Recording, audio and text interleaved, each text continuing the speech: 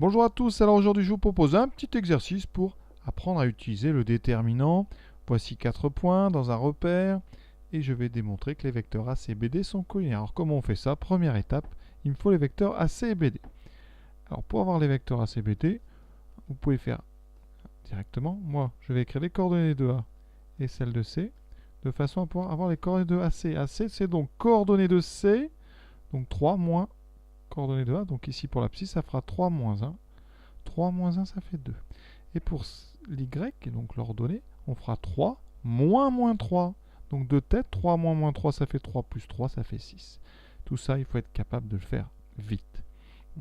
Pour les coordonnées ensuite de BD. Donc B, moins 2, moins 1. Et D, 1, 8. Donc BD a pour coordonnées. Donc coordonnées de D moins celle de B. 1 moins 2. 1 moins 2, ça fait 1 plus 2, ça fait 3. Et on a 8 moins 1, ça fait 8 plus 1, ça fait 9. Voilà. Donc, je vais faire un petit bilan. Le vecteur AC a pour coordonnées 2, 6. Et le vecteur BD a pour coordonnées 3, 9. Alors maintenant, comment démontrer que AC et BD sont collinaires? Alors il y a deux méthodes. La première, c'est d'utiliser l'outil qu'on appelle le déterminant.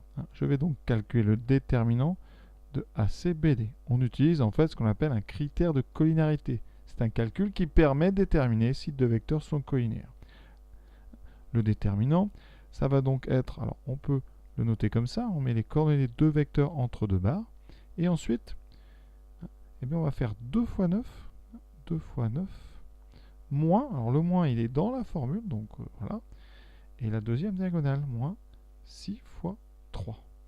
On calcule, ça me donne 18, moins 3 fois 6, 18, et on trouve 0. Eh bien, le critère de collinarité nous dit que eh bien, le déterminant nul, eh bien, ça équivaut à des vecteurs collinaires. Et donc ici, AC et BD sont collinaires. Et géométriquement, ça veut dire que les droites AC et BD sont parallèles. Voilà. Donc ça, c'est la première méthode. On utilise un outil mathématique, le déterminant, qui nous dira dans le plan si deux vecteurs sont ou ne sont pas collinaires. La deuxième méthode, c'est d'essayer de montrer en regardant que les vecteurs AC et BD sont multiples l'un de l'autre. Alors, ce qu'on peut remarquer, eh bien, c'est comment passe-t-on de 2 à 3. Pour passer de 2 à 3 par une multiplication, on multiplie par 3 demi. D'accord? Il faut savoir que pour passer de A à B, quand A et B sont nuls, on multiplie par B sur A. Donc c'est tout simple. Et je vais donc regarder 3 demi fois le vecteur AC. Alors, je vais donc multiplier les coordonnées de AC par 3 demi.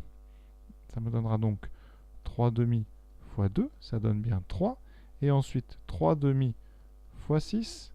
3 demi fois 6, ça fait 18 sur 2, ça fait 9. Et vous voyez, je retrouve ici les coordonnées de BD. Donc, d'après ce que je viens de dire, 3 demi fois AC, c'est le vecteur BD.